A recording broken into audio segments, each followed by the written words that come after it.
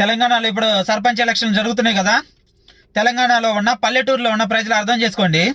మీ ఇళ్ళ దగ్గర మురుక్కారులు కానీ లేకపోతే నీటి సరఫరా కానీ ఇంకా చిన్న చిన్న విషయాలకి చాలా తక్కువ మొత్తంలోనే ఖర్చు అవుతాయి, లక్షల్లోనే ఖర్చు అవుతాయి, అంటే చాలా తక్కువలోనే. కానీ అలాంటి పనులు చేయడానికి సర్పంచ్ బిల్లులు రాలేదు, అవి లేదు, ఇవి లేదు అని చెప్తాడు.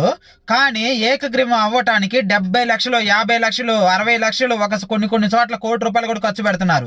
ఖాళీ పదవి కోసమే అన్ని డబ్బులు ఖర్చు పెడుతున్నారంటే వాడు ఎంత దోచుకుంటాడో మీరు ఆలోచించండి. కానీ మీ ఇంటి ముందు మురుక్కాలో కానీ అలాంటివి ఏమైనా చేయాలని అంటే అది 5,000 అవని, 10,000 అవని, లేకపోతే 1,00,000 అవని వాడు మాత్రం చెయ్యడు. అంటే దీన్ని బట్టి అర్థం చేసుకోండి సర్పంచ్లు ఎంత దోచుకుంటున్నారు అనేది. ఎలక్షన్ వచ్చినప్పుడు ఇప్పుడు బయటపడుతున్న ఏకగ్రీవాల కోసం పెద్ద పెద్ద టీవీ ఛానల్స్ లోనూ పెద్ద పెద్ద వార్తాపత్రికల్లోనే వస్తున్న ఇన్ని లక్షలు ఖర్చు పెడుతున్నారని. ఏది పదవి దక్కించుకోవడం కోసం, ఏకగ్రీవం కోసం.